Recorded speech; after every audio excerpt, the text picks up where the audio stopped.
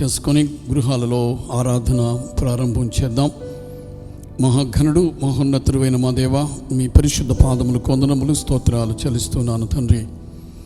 మా జీవితంలో మరి ఒక శ్రేష్టమైనటువంటి తరుణాన్ని మీరు దయచేశారు. అందును బట్టి మిమ్మల్ని స్తుతిస్తున్నాం ప్రభువా. మహాకాశములు పట్టుజాలని దేవుడవు, ఉన్నది లేనట్టుగా లేనిది ఉన్నట్టుగా చేయగలిగిన శక్తిమంతుడవు నీవు తండ్రి. ఈ సమయంలో ప్రత్యేకంగా మమ్మల్ని మీ హస్తములకు అప్పగించుకుంటున్నాం. పాడబడుతున్నటువంటి పాటల ద్వారా, ఆరాధన ద్వారా, వాక్యము ద్వారా మీ నామమునకు మహిమ తెచ్చుకొనమని ప్రార్థిస్తున్నాను తండ్రి. మొదట మీకు మహిమ కలగాలి, వినుచున్న బిడ్డలకు మేలు కలగాలి, మేము కూడా దీవింపబడాలి తండ్రి. ఆ విధముగా ప్రభు ఈ కార్యమంతయు మీ హస్తములకు అప్పగిస్తున్నాను. సమస్త మహిమ ఘనత ప్రభావములు మీకే ఆరోపిస్తూ ఉన్నాను. క్రీస్తు పేరట అడుగుచున్నాను తండ్రి, ఆమేన్.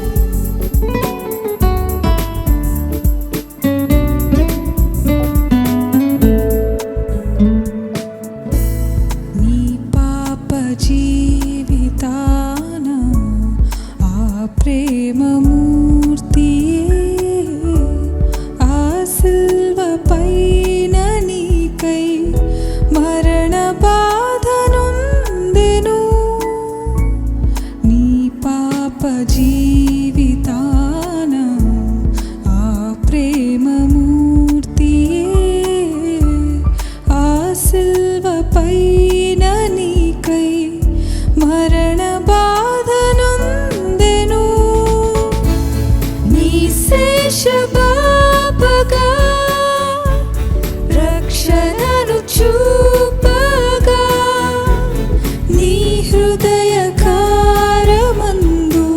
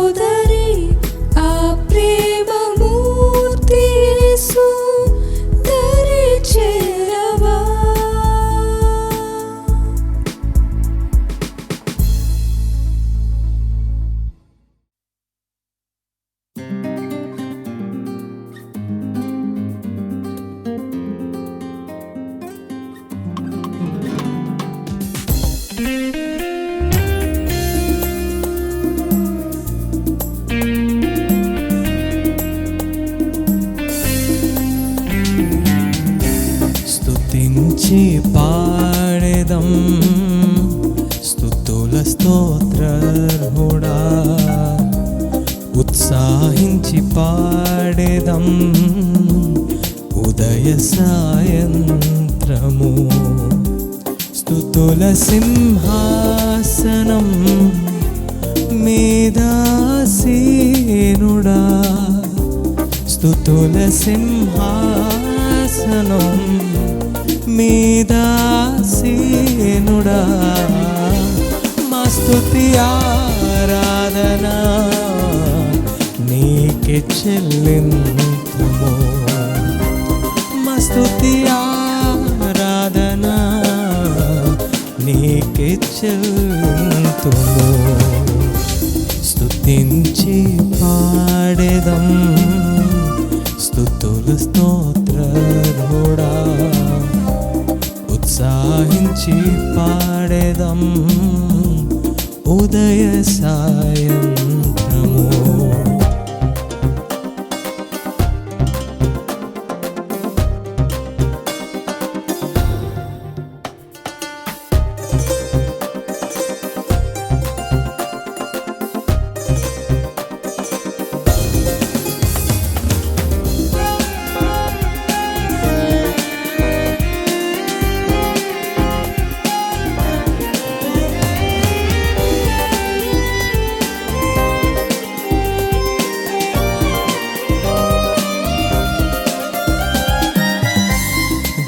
గతకాలమంత నీవు మాము కాచి కాపాడావు.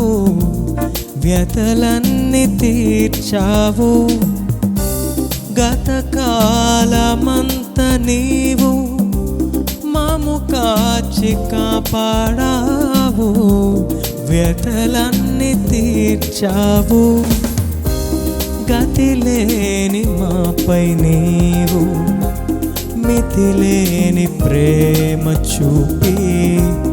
గతిలేని మాపై నీవు మితిలేని ప్రేమ చూపి. శత సంఖ్యగా మమ్ము దీవించావు. స్తుతించి పాడేదం స్తుతుల స్తోత్రార్హుడా. ఉత్సాహించి పాడేదం ఉదయ సాయంత్రము.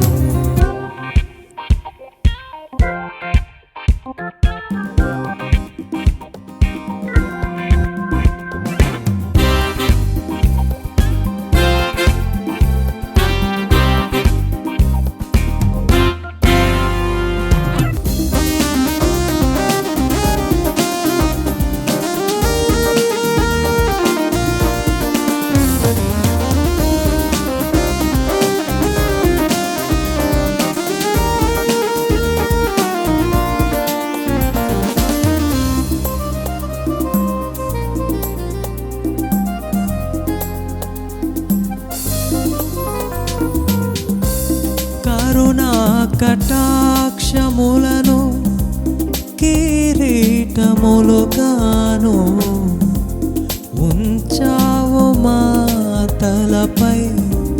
కరుణా కటాక్షములను కిరీటములుగాను ఉంచావు మా తలపై. పక్షిరాజు యౌవనము వలె మా యౌవనమునంతా. పక్షిరాజు యౌవనము వలె మా యౌవనమునంతా. ఉత్తేజపరచి తృప్తిని నిచ్చావు. స్తుతించి పాడేదం స్తుతుల స్తోత్రార్హుడా.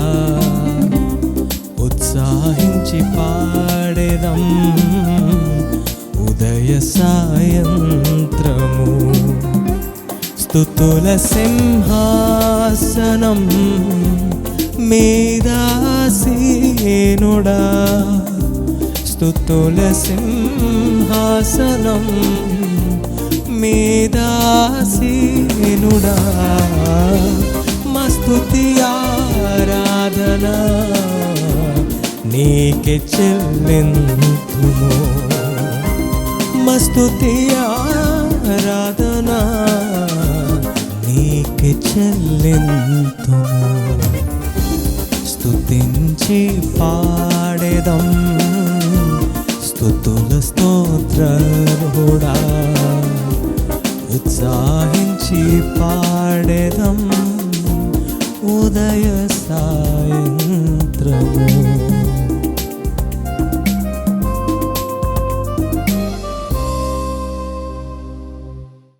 ఈ ఉదయకాల సమయంలో దేవుని ఆరాధించడానికి, ఆయన గణపరచడానికి మనకు అనుగ్రహించిన గొప్ప భాగ్యం కొరకే ఆయనకి స్తుతి చెల్లిద్దామండి.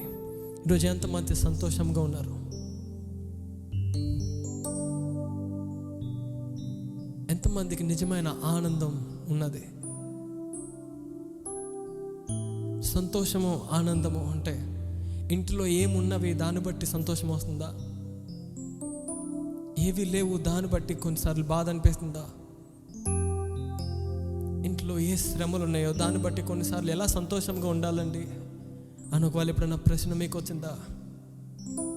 ప్రతి ఆదివారం కూడా ఆరాధనలో మనం ఉన్నప్పుడు, దేవుని ఆరాధిస్తున్నప్పుడు, మనం నించుని ఉన్నప్పుడు మనం ఒక్కటి మాత్రం చాలా జాగ్రత్తగా గుర్తించాల్సింది ఒకటి ఉంది. ఏంటి అంటే, ఆయన ఏ మాట అయితే శిష్యులకు చెప్పారో, ఏ వాగ్దానం అయితే ఆయన చేశారో, యేసుక్రీస్తు చేశారో, ఆయన నెరవేర్చారండి.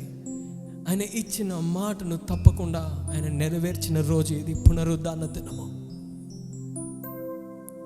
ఈరోజు మరణము కంటే బలమైన సమస్య నీ దగ్గర ఉన్నదా? లేదు. మరణము కంటే భయంకరమైన బలహీనత ఏదన్నా ఉన్నదా నీకు? లేదు కదా. ఈరోజు ఆయన మరణాన్ని జయించాడంటే, ఈరోజు నువ్వు ఒక్క క్షణం ఆయన వైపు చేతులు చాపి, ప్రభువా ఇది నా సమస్య, ఒట్టి చేతులతో నీ దగ్గరకు వచ్చాను, నన్ను జ్ఞాపకం చేసుకో, నా కుటుంబం ఇది, నా ఆలోచనలు ఇవి, నా భవిష్యత్తు ఇది, నా పిల్లల పరిస్థితి ఇది, మేము ఇక్కడ ఉన్నాం తండ్రి, మమ్మల్ని మీరు జ్ఞాపకం చేసుకోండి అని ఒక్కొక్క క్షణం మనస్ఫూర్తిగా నోరు తెరిచి నువ్వు చెప్పగలిగితే దేవుడు మన జీవితాల్లో గొప్ప కార్యాలు చేయడానికి సిద్ధంగా ఉన్నారండి. ఈరోజు నువ్వు నిలబడినా, కూర్చున్నా, ఏ పని చేస్తున్నా, దయచేసి ఆరాధన సమయంలో మాత్రం ఒక్కటి గుర్తుపెట్టుకుందాం. మనం ఏంటంటే, నువ్వు నేను ఏం మాట్లాడతామా ఆయనతో అని ఆయన ఎదురు చూసే సమయం అండి కొద్దిసేపు కూడా. నువ్వు మనస్ఫూర్తిగా నోరు తెరిచి నువ్వు దేవుని స్తుతించగలుగుతున్నావా? దేవుని మహిమపరచగలుగుతున్నావా?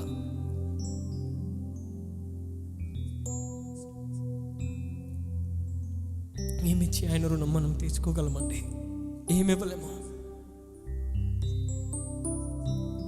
ఒకవేళ స్తుతి చెల్లిస్తే ఎలా స్తుతి చెల్లించగలము అంటే, ఆయన చేసిన ప్రతి ఒక్క గొప్ప కార్యాన్ని తలంచుకుంటాం, ఆయన చేసిన ప్రతి ఒక్క ఆశ్చర్యమైన కార్యాన్ని, స్వస్థతలను మనం జ్ఞాపకం చేసుకుని కుటుంబంలో, ప్రభువా ఈరోజు ఈ స్థితిలో మేము ఉన్నామంటే అది కేవలం నీ కృపను బట్టే అని జ్ఞాపకం చేసుకుంటూ ఆయన స్తుతిద్దామండి, ఆయన గణపరుద్దామా. ఈరోజు మాతో కలిసి ఈ కోరస్ పాడాల్సిందిగా కోరుతున్నామండి. స్తుతికి పాత్రుడా, స్తోత్రార్హుడా, ఆరాధన ఆరాధన, హల్లెలూయా. ఈ పాట పాడుతూ ఈ వర్షిప్ చేస్తున్నప్పుడు మనస్ఫూర్తిగా దేవుణ్ణి స్తుతిద్దామండి, దేవుణ్ణి గణపరుద్దామండి.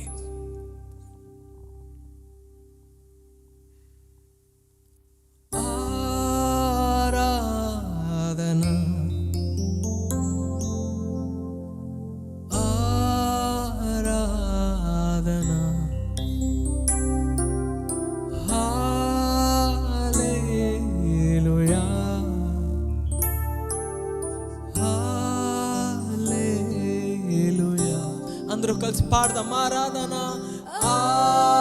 ఆరాధన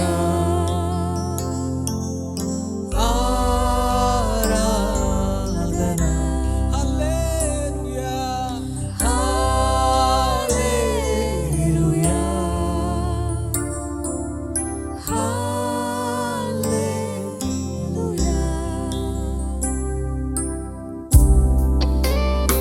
నీకు మాత్రమే మహిమ, ఘనత, ప్రభావములు చెల్లించుకుంటున్నామయ్యా. పాడుతున్నప్పుడు మనస్ఫూర్తిగా నోరు తెరిచి పాడదామండి. స్తుతికి పాత్రుడా, స్తుతికి పాత్రుడా, స్తోత్రార్హుడా,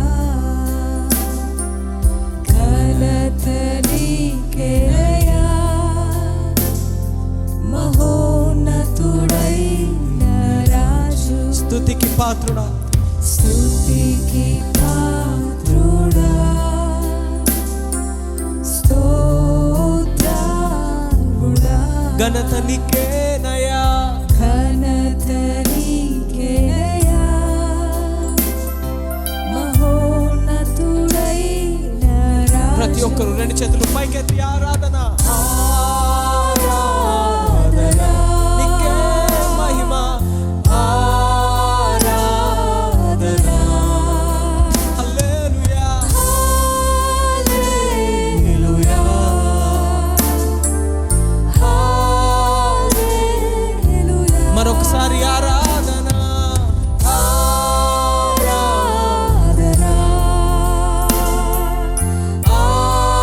ఆరాధన హల్లెలూయా, హల్లెలూయా,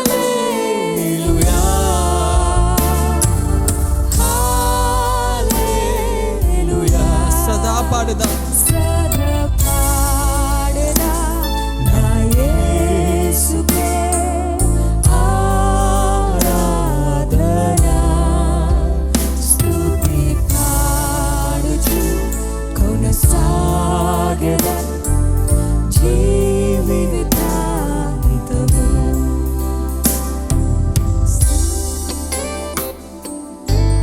యుగముల పూర్వము నుండి సర్వయుగముల వరకును ప్రతి ఒక్కరు నోరు తెరిచి పాడదామా.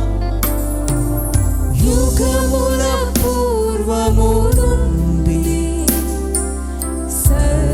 సర్వయుగముల వరకు ఆది అంతము లేని అత్యంతరహితుడవు. ప్రతి ఒక్కరు నోరు తెరిచి పాడదాం. యుగముల పూర్వము నుండి సర్వయుగముల వరకును సర్వయుగముల వరకు ఆదియు అంతము లేని ఆది అంతము లేని అత్యంత రహితుడవయ్యా, అత్యంతరహితుడవు. ఉన్నవాడవు అనువాడవు, ఉన్నవాడను వాడవు, నీకే మహిమ, ఉన్నవాడను వాడవు. మారని ప్రేమ, మారని ప్రేమకు వందనము. ఆరాధన నీకే మహిమ, ఆరాధన హల్లెలూయా,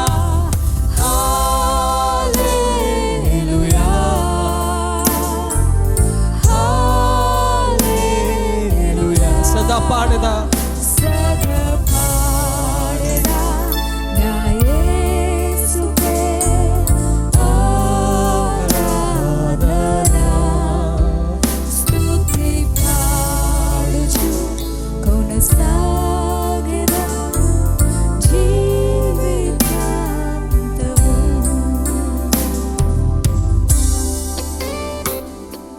ప్రేమను ధ్వజము చే మమ్మును ఆదరించావయ్యా.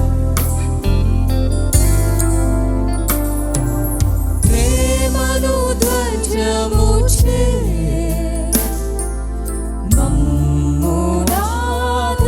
మమ్మునాదరించావు. క్రీస్తును కటకము చే క్రీస్తును కటకము చే మమ్ము చూచుచున్నావు. మమ్ము చూచుచున్నావు. ప్రతి ఒక్కరు పాడదామా. ప్రేమను ధ్వజము చే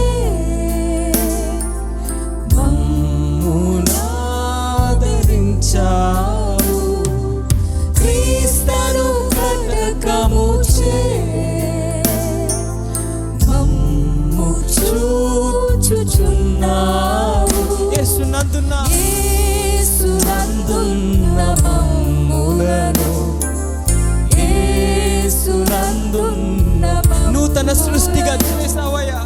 నూతన సృష్టిగా ప్రతి ఒక్కరు నోరు తెచ్చి పాడదామా. ఆరాధన నీకే మహిమ, ఆరాధన హల్లెలూయా, హల్లెలూయా. సదా పాడదా, సదా పాడెదా నా యేసు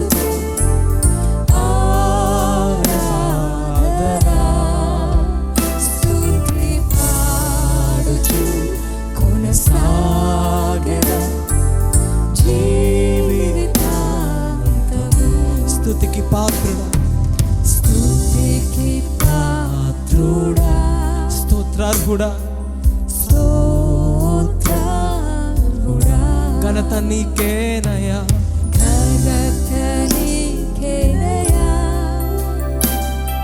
మహోన్నతుడైన రాజు. మరొకసారి పాడదామా? స్తుతికి పాత్రుడా, స్తోత్రార్హుడా,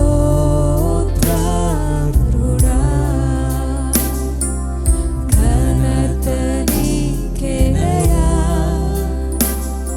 మహోన్నతుడైన రాజు. ప్రతి ఒక్కరు రెండు చేతులు పైకెత్తి ఆరాధన.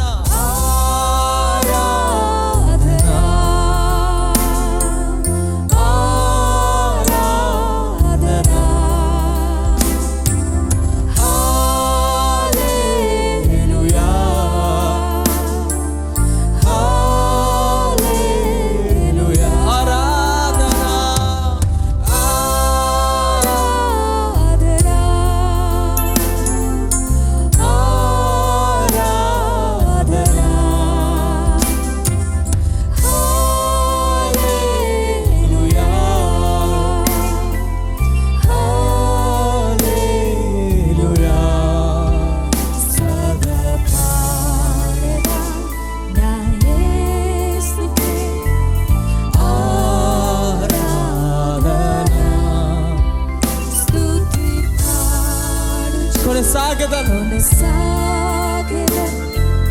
జీవితాంతము, సదా పాడెదా నా యేసుకు ఆరాధన.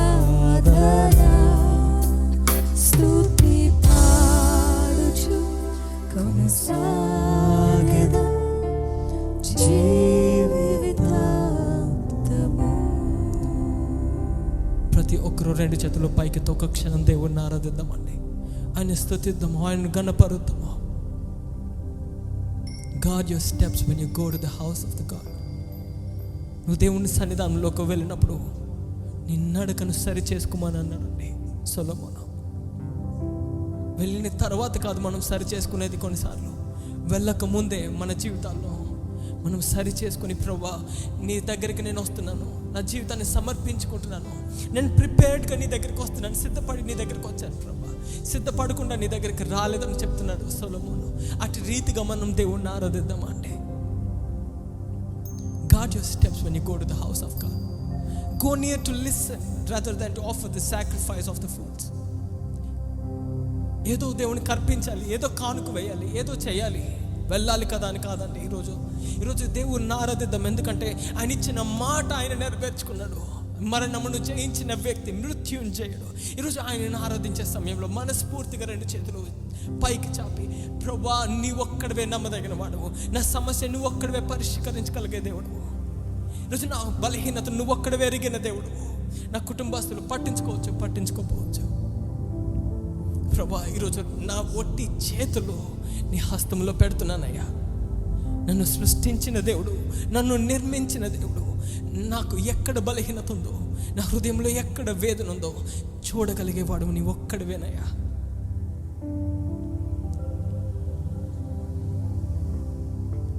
నాతో కలిసి మనస్ఫూర్తిగా ఈ మాట చెప్పగలరా? పాట పాడుతూ దేవుడు నామని మహింపరుద్దామా?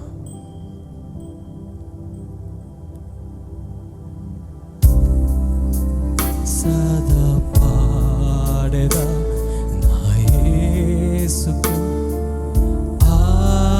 ఆరాధన, స్తుతి పాడుచు కొనసాగెదా జీవితాంతము.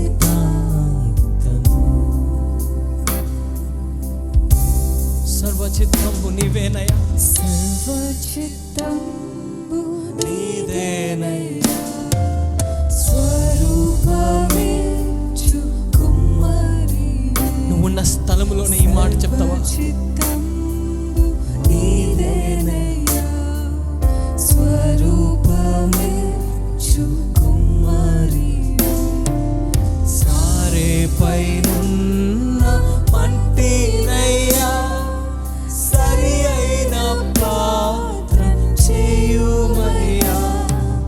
సారే పైనున్న మంటినయ్యా, పాత్రగా సరైన పాత్రను చేయుటయా. సర్వేశ్వర సర్వేశ్వరా నేరిత్తుండను, సర్వదా నిన్నే సేవింతును. సర్వేశ్వర సర్వేశ్వరా నేరిత్తుండను, సర్వదా నిన్నే సేవింతును. ఆఖరిగా సర్వేశ్వరా నేరిత్తుండను, సర్వదా నిన్నే సేవింతును.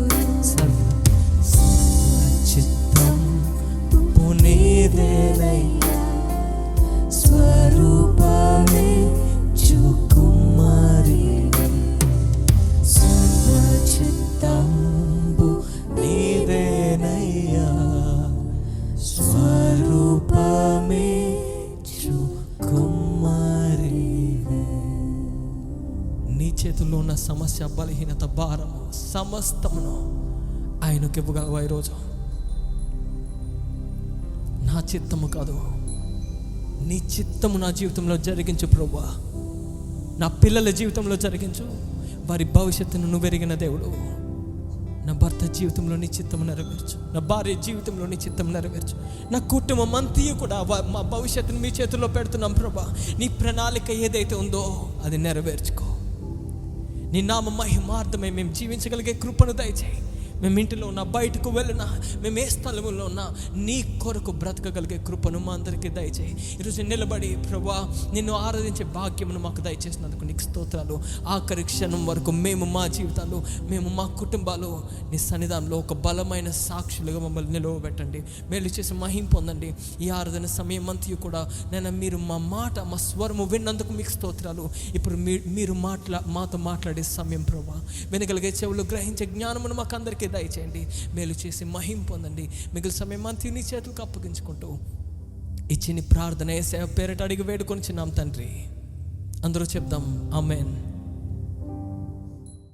యెహోవా షమ్మా వర్షిప్ సెంటర్ కుటుంబములకు నా ఆశీర్వచనమును తెలియచేస్తూ ఉన్నాను.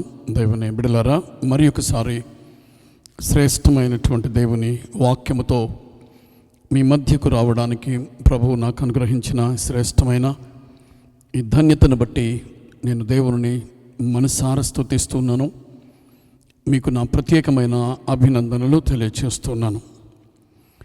చాలా భయంకరమైనటువంటి దినములలో మనం ఉంటున్నాం.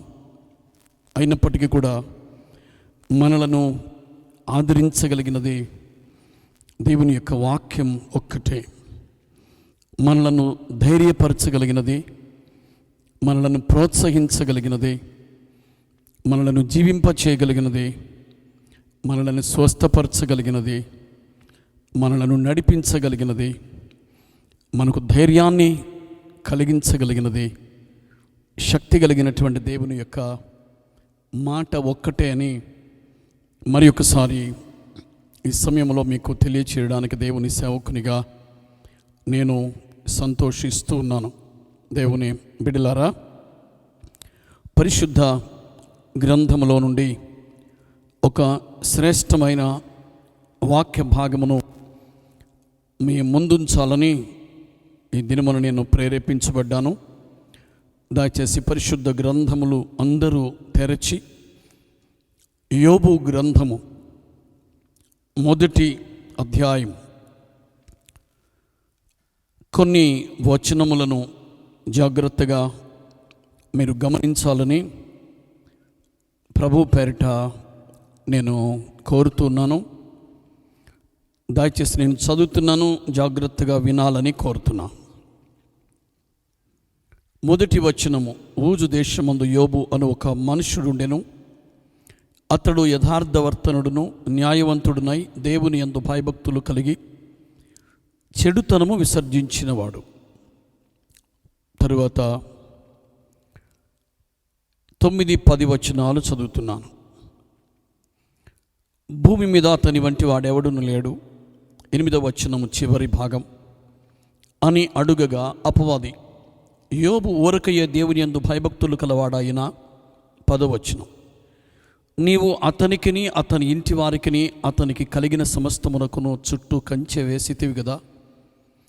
నీవు అతని చేతి పనిని దీవించుచుండుట చేత అతని ఆస్తి దేశంలో బహుగా విస్తరించి ఉన్నది. 21-22 వచనములు. నేను నా తల్లి గర్భములో నుండి దిగంబరినై వచ్చి తిని దిగంబరినే అక్కడికి తిరిగి వెళ్ళదను. యెహోవా ఇచ్చెను, యెహోవా తీసుకొని పోయెను. యెహోవా నామమునకు స్తుతి కలుగునుగాక. ఈ సంగతులలో ఏ విషయమందునో యోబు ఏ పాపమును చేయలేదు, దేవుడు అన్యాయము చేసినని చెప్పలేదు. దేవుడు తన పరిశుద్ధ వాక్యం మన వినికిడిలో ఆశీర్వదించునుగాక. ఆమేన్. దేవుని బిడ్డలారా, జాగ్రత్తగా దేవుని యొక్క వాక్యమును వినాలని ప్రభు పేరిట మీ అందరినీ నేను మరొకసారి సేవకునిగా నేను కోరుతున్నాను.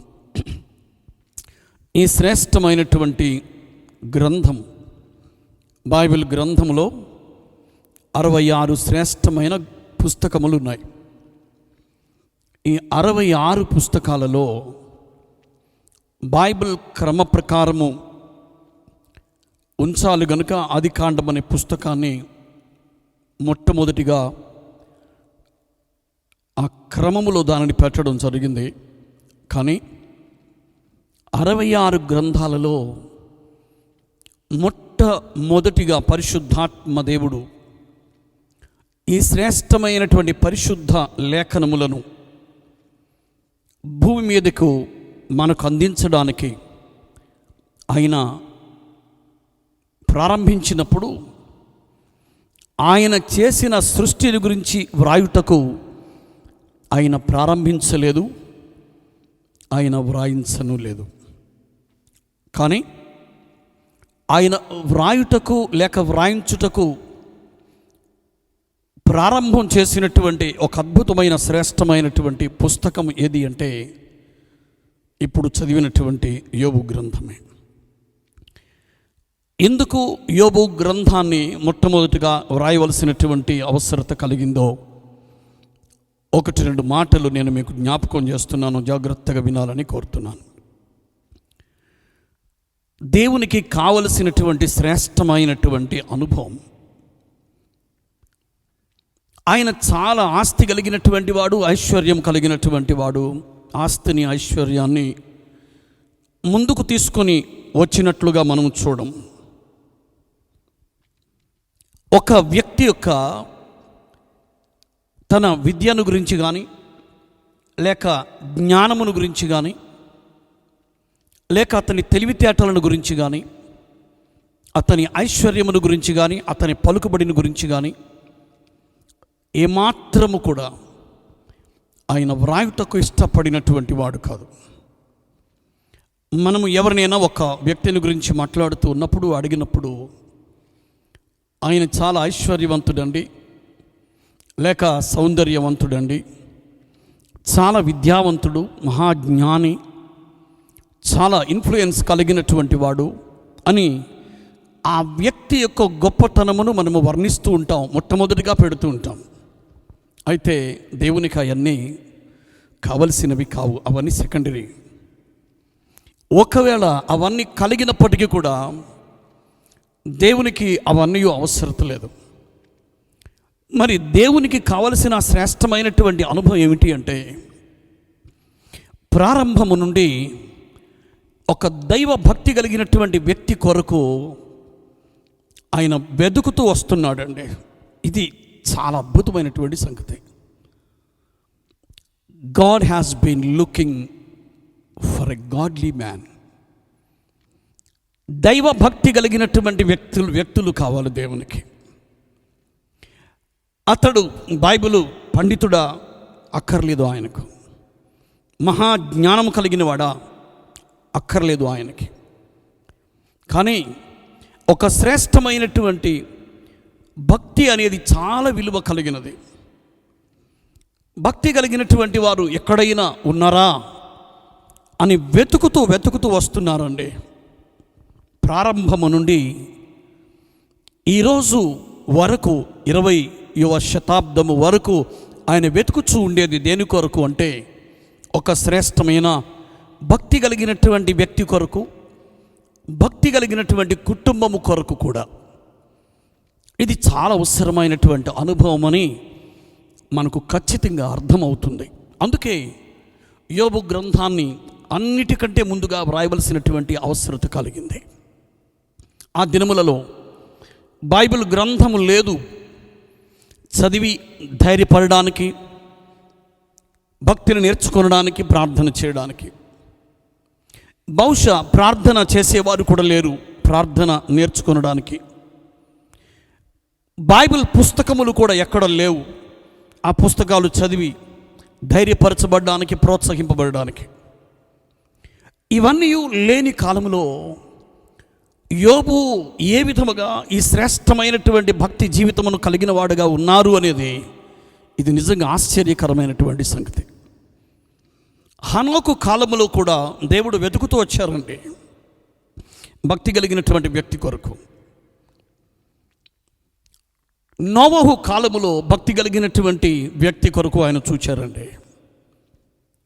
అలాగే యోబు కాలములో కూడా ఆయన చూచుంటారు. ఎవరున్నారా అని చూస్తే ఆయన యొక్క దృష్టి లోకములో యోబు మీద పడినట్లుగా మనము చక్కగా గమనిస్తూ ఉన్నాం.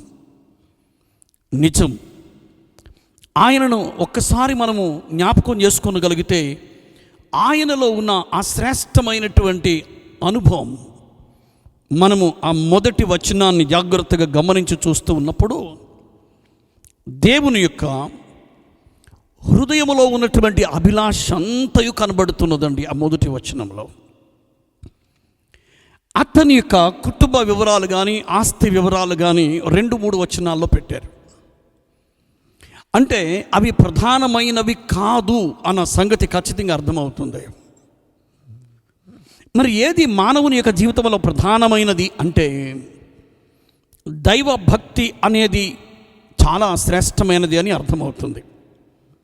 2, క్యారెక్టర్ అనేది చాలా అవసరమైనది, గుణము అనేది చాలా విలువ కలిగినది అని మనం ఖచ్చితంగా అర్థమవుతుంది. వాటికి దేవుడు చాలా విలువ ఇచ్చినట్లుగా మనము గమనిస్తూ ఉన్నాం లోకములో. ఒకవేళ లోకములో మనుషులు వాటికి విలువను ఇవ్వరేమో, కానీ దేవుని దగ్గర మాత్రం ఆ శ్రేష్టమైన భక్తి జీవితమునకు, సుగుణానికి ఆయన విలువ ఇస్తున్నట్లుగా, వాల్యూ ఇస్తున్నట్లుగా మనము గమనిస్తూ ఉన్నాము దేవుని బిడ్డలారా. ఇక్కడ దేవుని దగ్గర నుండి ఒక అద్భుతమైనటువంటి సాక్ష్యము పొందినటువంటి వాడండి యోబు. మంచి సాక్ష్యము కలిగినటువంటి వారుగా ఉండుట నిజంగా ఎంత ఆశీర్వాదకరమైనటువంటి అనుభవమో నేను ఈ సమయంలో మీకు జ్ఞాపకం చేస్తున్నాను. భక్తి జీవితమునకు, గుణమునకు లేక క్యారెక్టర్నకు చాలా సంబంధం ఉంది. గుణము అనే మాట లేకుండగా, క్యారెక్టర్ లేకుండగా భక్తి అనేది వ్యర్థం. ఈ 2 కలిసి ప్రయాణము చేస్తూ ఉండాలి తప్పకుండా. దైవ భక్తి అనేది, సుగుణము అనేది, ఈ 2 కలిసి ప్రయాణం చేస్తూ ఉండాలి. ఈ మొట్టమొదటి అధ్యాయము మొదటి వచనములో దేవుని హృదయములో ఉన్నటువంటి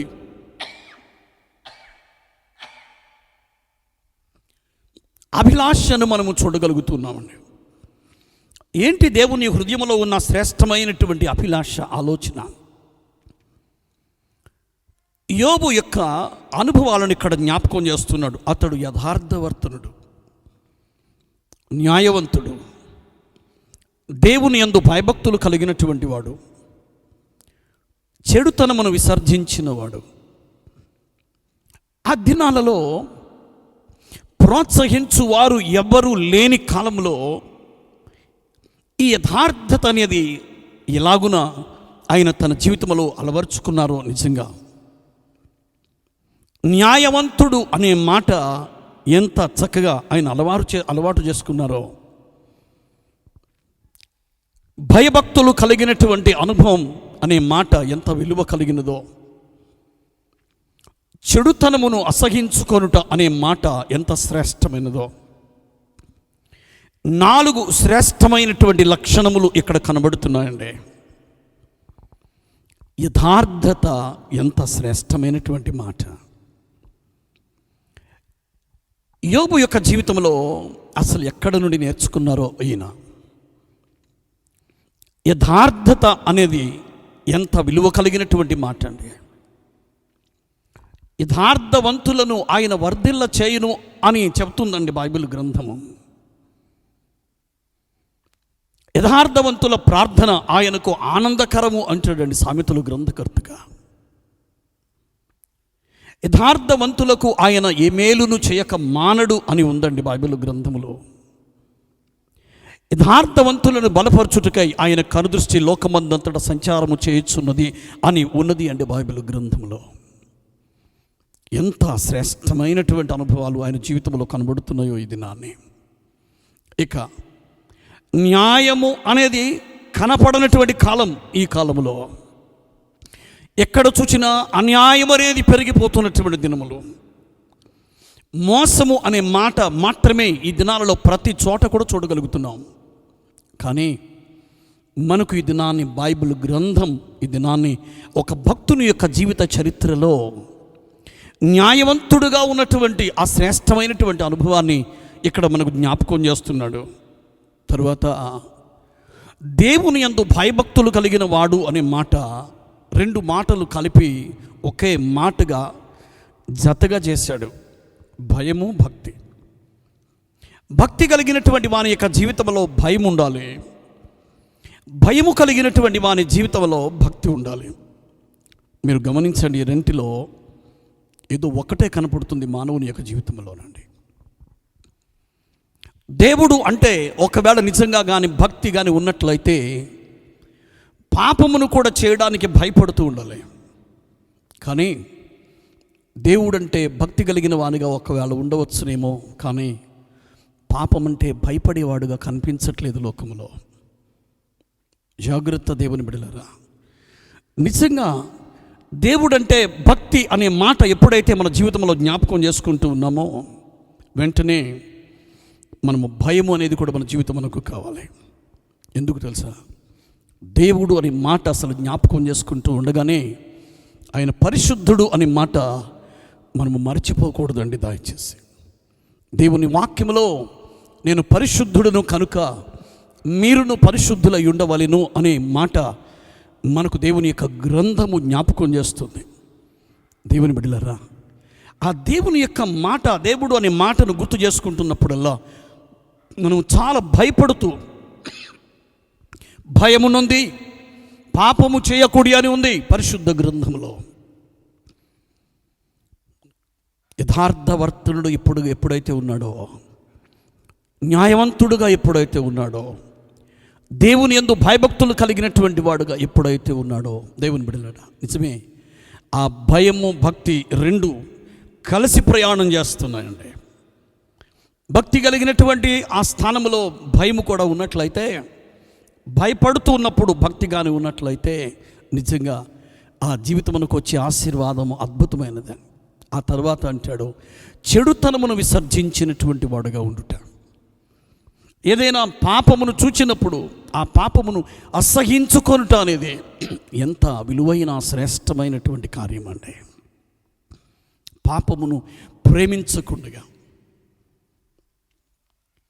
పాపమును ద్వేషించుట అనేది, పాపమును చూడగానే దూరముగా పారిపోతే, జారత్వమునకు దూరముగా పారిపోము, ప్రతి విధమైనటువంటి కీడులకు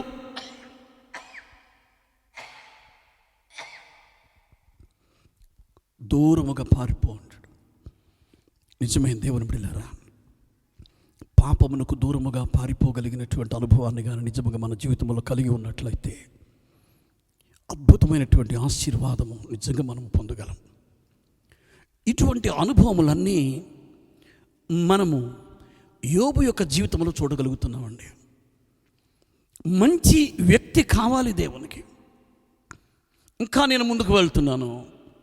ఒక మంచి కుటుంబము కావాలండి దేవునికి. ఒక శ్రేష్టమైనటువంటి మంచి తండ్రి కావాలి. తన కుటుంబమునంతటిని జాగ్రత్తగా భక్తి మార్గములో నడిపించగలిగినటువంటి తండ్రిగా ఉండాలి. కుటుంబమును గురించిన బాధ్యత కలిగినటువంటి తండ్రిగా ఉండాలి.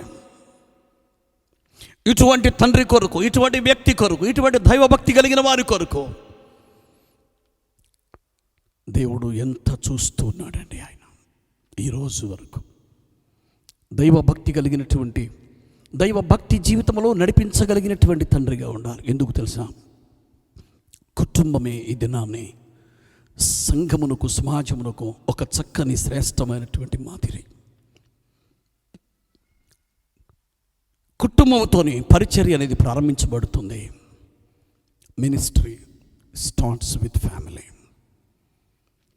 కుటుంబముతో పరిచర్య అనేది కుటుంబంతో ప్రారంభించబడుతుందండి.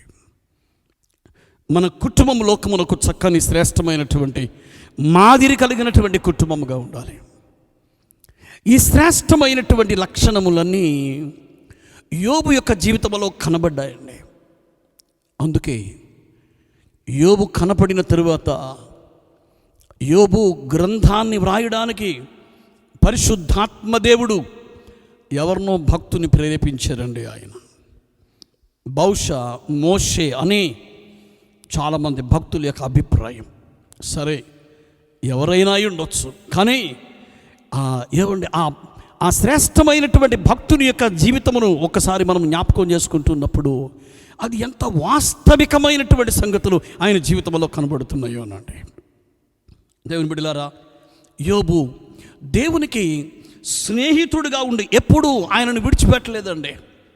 ఆయనలో ఎన్ని శ్రేష్టమైనటువంటి సుగుణాలు మనం చూడగలుగుతున్నాము అనండి. దేవునితో ఎక్కువగా సహవాసము చేయడానికి యోబు చాలా నలుగగొట్టబడినట్లుగా మనం చూస్తున్నామండి ఆయన యొక్క జీవితంలో.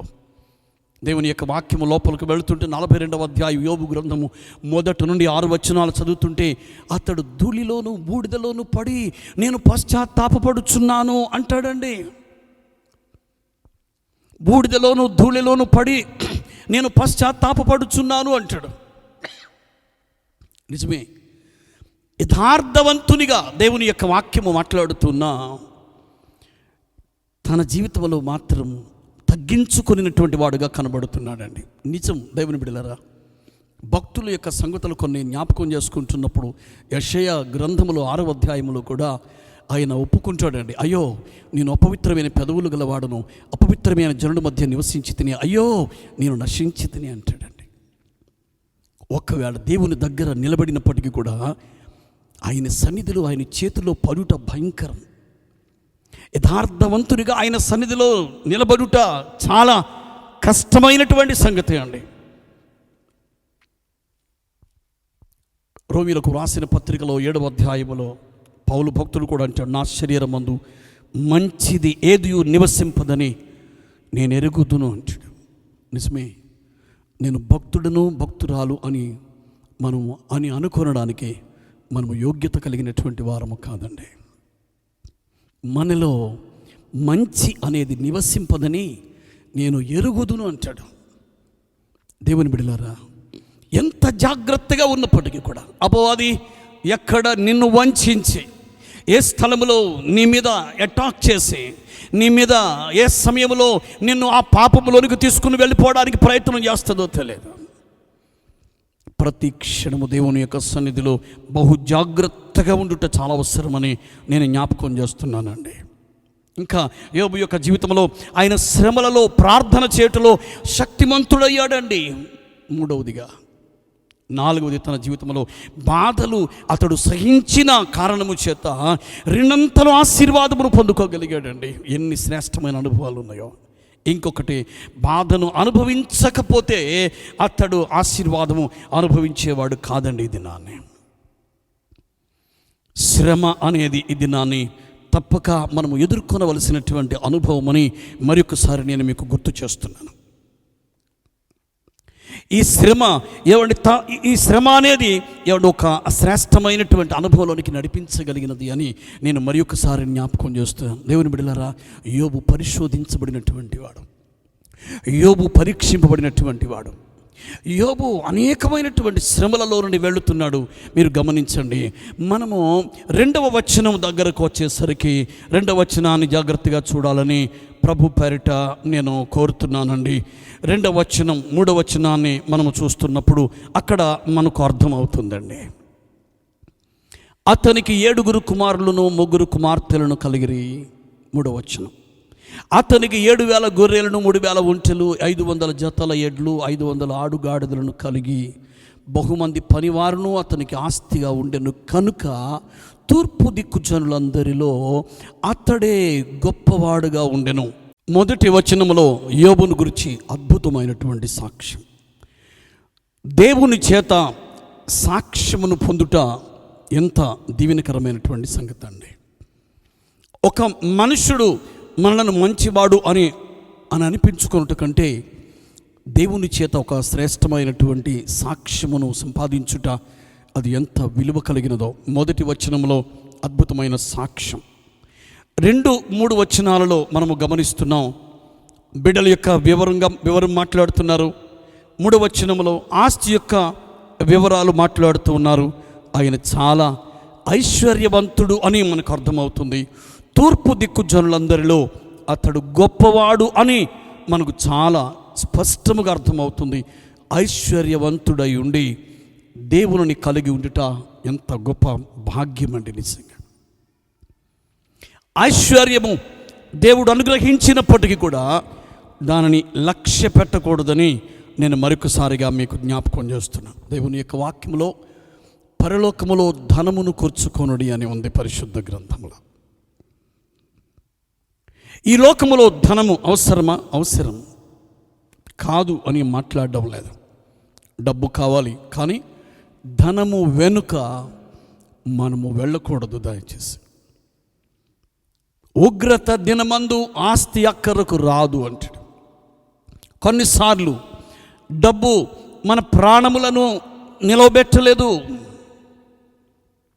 మనకున్నటువంటి ధనము మన యొక్క ప్రాణమును ఆపలేదు. అది వాస్తవం, అది నిజం. ఎంతమందిని మనము చూడగలుగుతున్నామో దేవుని బిడ్డలారా. కనుక ధనము వెనుక మనము వెళ్ళొద్దు. అవసరమైతే మన వెనుక ధనము రావాలి. We should not go after money, money should go after us. చూడండి, ఐశ్వర్యము వెనుక ధనము కొరకు ప్రయాసపడద్దు. ఆయన నీతిని రాజ్యమును సంపాదించడానికి ప్రయాసపడండి. కావలసిన వాటిని అన్నిటినీ అనుగ్రహించగలిగినటువంటి వాడండి దేవుడు. నీకు ఏ సమయంలో ఆహారము కావాలో, వస్త్రము కావాలో, నీడ కావాలో, నీ బిడ్డలకు ఎప్పుడు వివాహం అవ్వాలో, ఆ బిడ్డలకు ఎక్కడ వారికి ఆ శ్రేష్టమైనటువంటి భర్తలను, భార్యలను లెక్క ఏమంటే మంచి బిడ్డలను ఎలాగున సిద్ధపరచాలో, మంచి కుటుంబాలను ఏ విధంగా తేవాలో దేవునికి తెలుసు. ఆయన మీద ఆధారపడితే ఈ 2వ భాగంలో నేను మీకు జ్ఞాపకం చేస్తున్నాను. డిపెండెన్స్. యోబు సంపూర్ణముగా దేవుని మీద ఆధారపడుటకు నేర్చుకున్నటువంటి వాడండి. మనుషుల మీద ఆధారపడినటువంటి వాడు కాదు. దేవుని మీద పరిపూర్ణముగా ఆనుకున్నటువంటి వాడు. ఆయన మీద ఆధారపడితే, ఆయన మీద ఆనుకుంటే ఆయన ఎన్నడూ సిగ్గుపడనివ్వరు అని 25వ కీర్తన 2వ వచనంలో తన కొరకు కనిపెట్టు వారిలో ఎవడును సిగ్గునొందడు అని ఉంది దేవుని యొక్క వాక్యములో. మనను తల వంచేటట్లుగా చేయడండి దేవుడు. దేవుని బిడ్డలారా, తిమోతికి వ్రాసిన మొదటి పత్రిక 6వ అధ్యాయం 17వ వచనములో ఇహమందు ధనవంతులైన వారు గర్విష్ఠులు కాక అస్థిరమైన ధనమునందు నమ్మిక ఉంచక దేవుని యందే నమ్మిక ఉంచుడని ఆజ్ఞాపించుము అంటాడు పౌలు తిమోతికి రాస్తూ. దేవుని యందు మాత్రమే నమ్మిక ఉంచు, ఆస్తి ఐశ్వర్యముల యందు నమ్మిక ఉంచవద్దు అని ఎంత స్పష్టముగా రాస్తున్నాడండి. ధనం దేవుని రాజ్యమునకు ఆటంకం కాదు.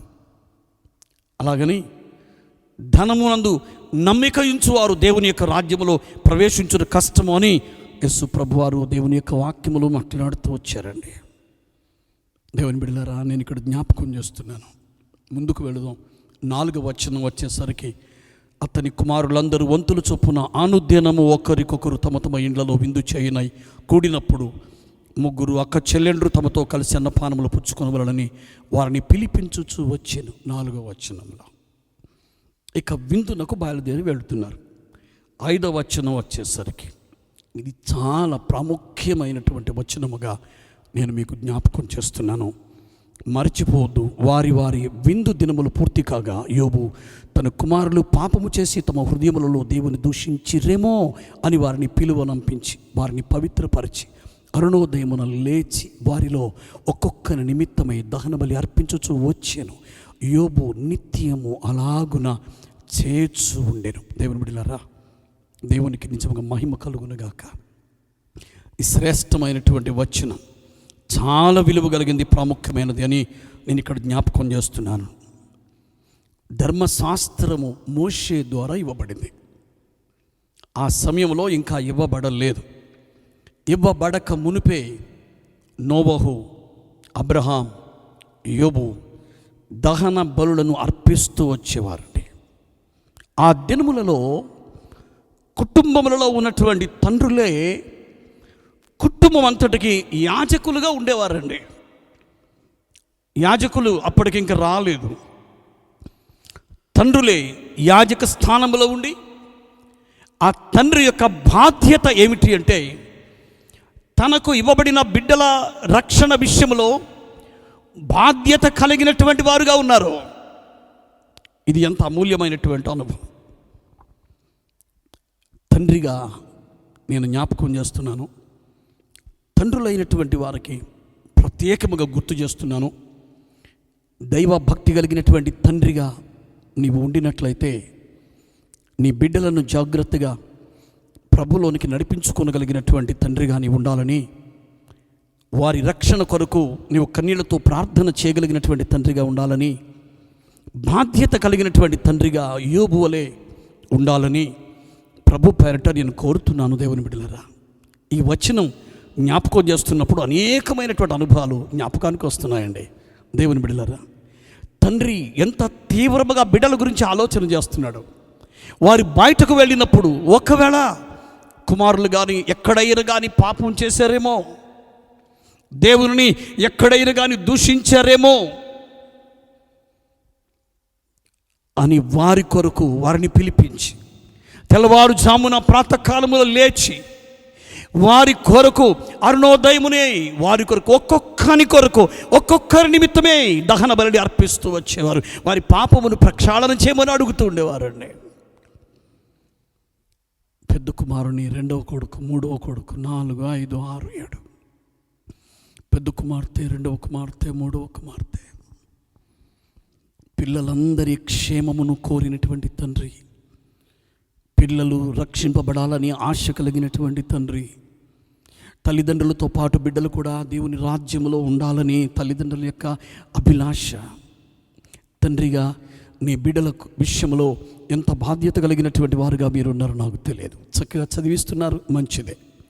మంచి ఉద్యోగం వచ్చింది, చాలా సంతోషం. హై శాలరీ వచ్చింది, చాలా ఆనందం. తల్లిదండ్రులను మిమ్మల్ని ప్రేమించి మిమ్మల్ని జాగ్రత్తగా పోషిస్తున్నారు, మిమ్మల్ని ప్రేమించి చూస్తున్నారు, చాలా సంతోషం. ఒకవేళ వారు మీ పక్షముగా న్యాయం చేయగలుగుతున్నారు, కానీ మీరు మాత్రము వారి పక్షముగా అన్యాయం చేస్తున్నారు. ఎందుకు తెలుసా? వారిని ప్రార్థనకు రమ్మని ఎప్పుడైనా చెప్పావా? వారిని బైబిల్ చదవమని ఎప్పుడైనా చెప్పావా? దేవా వారిని రక్షింపబడమని ఎప్పుడైనా మాట్లాడావా? దేవుని యొక్క వాక్యమును పఠించమని, దేవుని యొక్క సన్నిధిలోనికి రమ్మని ఎప్పుడైనా బ్రతిమలాడావా? ఒకవేళ కానీ ఇటువంటి పనులు ఏమీ చేయకపోతే, ఒక దినమున ఒకవేళ వారు నరకములోనికి వెళ్ళిపోతే, వారు పాతాళములోనికి వెళితే, తండ్రి అయినటువంటి నీ మీద ఖచ్చితంగా నేరస్థాపన చేసే పరిస్థితి వస్తుంది. డాడీ ఎప్పుడు నువ్వు ప్రార్థన చేయమని పిలవలేదు, ప్రార్థనకు రమ్మని చెప్పలేదు, ఆరాధనకు రమ్మని ఆహ్వానించలేదు, బైబిల్ గ్రంథాన్ని చదవమని చెప్పలేదు, రక్షణ పొందమని చెప్పలేదు. అప్పుడు ఏం చేస్తావు? నేను అప్పుడు ఏం జవాబు ఇవ్వగలను? వారు చక్కని మంచి స్థితిలో ఉన్నారు, చాలు అని అనుకుంటున్నావా? తృప్తి పడిపోతున్నావు నీ బిడ్డల గురించి. కానీ నీ బిడ్డల కొరకు నిజమే అన్ని విషయాల్లో బాగానే ఉన్నది, కానీ నీ పిల్లలు కూడా, నీ గర్భమున పుట్టిన బిడ్డలు, నీ కడుపున పుట్టిన పిల్లలు కూడా, వారు కూడా రక్షింపబడినటువంటి అనుభవం కలిగినటువంటి వారుగా ఉండుట ఎంత ప్రధానమైనటువంటి సంగతి అండి. ఎంత బాధ్యత కలిగినటువంటి తండ్రి యోబు. తన బిడ్డల విషయంలో భారము కలిగినటువంటి వాడు.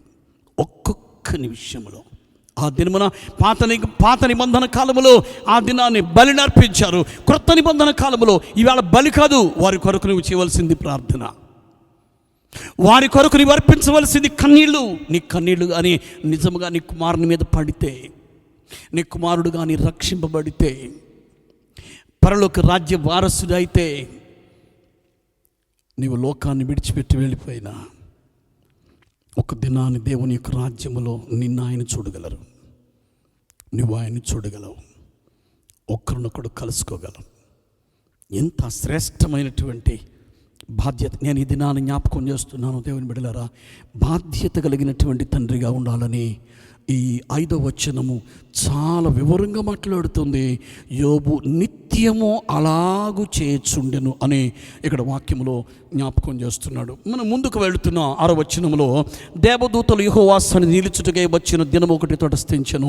ఆ దినమున అపవాది యగువాడు వారితో కలిసి వచ్చెను. యెహోవా నువ్వు ఎక్కడి నుండి వచ్చితివని వానిని అడుగగా, అపవాది భూమి మీద ఇటు అటు తిరుగులాడుచు అందులో సంచరించుచు వచ్చితునని యెహోవాకు ప్రత్యుత్తరం ఇచ్చాను. అందుకు యెహోవా, నీవు నా సేవకుడైన యోబు సంగతి ఆలోచించితివా? అతడు యథార్థవర్తనుడును న్యాయవంతుడునై దేవుని యందు భయభక్తులు కలిగి చెడుతనము విసర్జించిన వాడు, భూమి మీద అతని వంటి వాడెవడును లేడు. 9వ వచనము అని అడుగగా అపవాది యోబు ఊరకయే దేవుని యందు భయభక్తులు కలవాడైన. 10వ వచనం చాలా ప్రాముఖ్యమైనది. నీవు అతనికిని అతని ఇంటి వారికిని అతనికి కలిగిన సమస్తమునకును చుట్టూ కంచె వేసితివి కదా. నీవు అతని చేతి పనిని దీవించుచుండుట చేత అతని ఆస్తి దేశంలో బహుగా విస్తరించి ఉన్నది. దేవుని బిడ్డలారా, ఇది చాలా ప్రధానమైనటువంటి వచనముగా నేను ఈ సమయంలో మీకు జ్ఞాపకం చేస్తున్నాను. 6వ వచనములో, దేవదూతలు యెహోవా సన్నిధిని నిలుచుటకై వచ్చిన దినము ఒకటి తటస్థించెను. దైవ కుమారులు అని పరిశుద్ధ గ్రంథంలో వ్రాయబడి ఉంది. దేవుడు దూతలకు అప్పగించబడినటువంటి బాధ్యతలు భూమి మీద చాలా ఉన్నాయి. గాలి మీద కొంతమంది దూతలను ఆయన ఏర్పాటు చేసినట్లుగా ప్రకటన గ్రంథంలో, జలముల మీద కొందరిని ఆయన నియమించినట్లుగా మనము చూస్తున్నాం. కొన్ని బాధ్యతలు దేవదూతలకు అప్పగించినట్లుగా చూస్తున్నాం. ఆ బాధ్యతలన్నిటిని నెరవేర్చి తప్పకుండా దేవుని దగ్గరకు రిపోర్ట్ తీసుకుని వెళ్ళవలసినటువంటి బాధ్యత ఉంది దేవదూతలకు.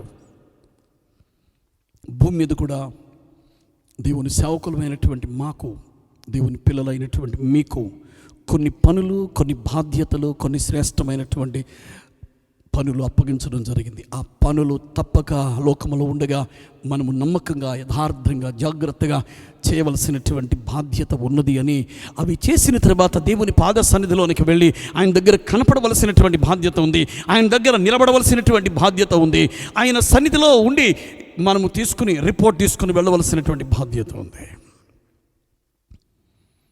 దేవుని బిడ్డలారా, అపనమ్మకముగా కానీ ఉన్నట్లయితే తల వంచి సిగ్గుపడవలసిన పరిస్థితులు వస్తాయి. నీవు దేవుని ముందు నిలబడినప్పుడు ఆయన దగ్గర ఎలాగూ నిలబడగలమని ఒక భక్తుడు రవి జాక్టన్ ప్రశ్నించినప్పుడు ఆయన ఇచ్చిన శ్రేష్టమైన జవాబండి, వెల్ డన్ అనే మాట వినపడితే చాలు నా జీవితంలో. బడా నమ్మకమైన మంచి